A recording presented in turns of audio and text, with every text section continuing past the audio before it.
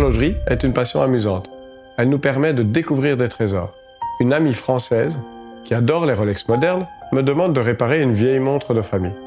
Ce n'est pas une collectionneuse de montres vintage, et je me demande bien ce qu'elle va m'apporter.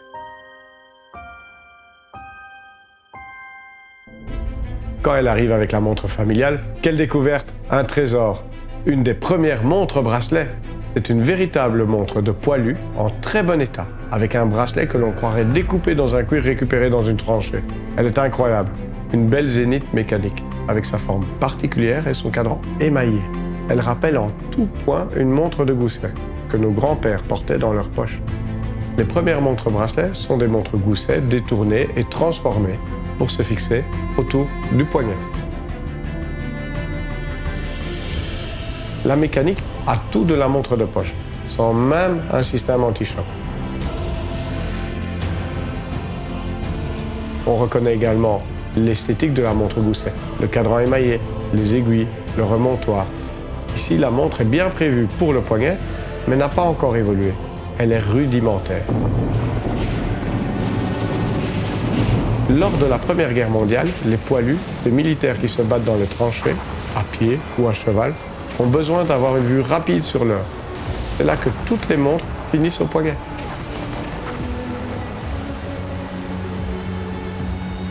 Alain Fraval de Côte-Parquet, né le 17 décembre 1895, a exactement besoin de cette montre-outil en 14-18. Il a débuté dans les tranchées comme soldat. Des recherches dans les archives de la Grande Chancellerie nous apprennent qu'il deviendra chevalier de la Légion d'honneur en septembre 1940, en qualité de capitaine d'artillerie. Il sera promu au grade d'officier de la Légion d'honneur comme un chef d'escadron après la Seconde Guerre mondiale. Il sortira vivant non pas d'une, mais bien de 2 guerres mondiales, et nul doute que cette montre lui a parfaitement servi. On peut voir le système d'attache du bracelet. Il est simple, mais efficace. 110 ans plus tard, le morceau de cuir qui fait le bracelet y est encore parfaitement attaché.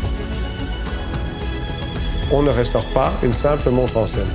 On travaille à la sauvegarde d'un patrimoine horloger, militaire et familial. Hors de question de trop restaurer cette montre, de changer le cuir. C'est une véritable pièce d'histoire. Sans la Première Guerre mondiale, porterions-nous nos montres au poignet?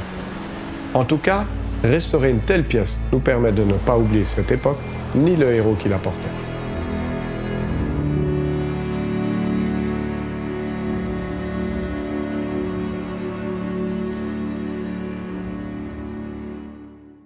Vintage is time. Time is passion.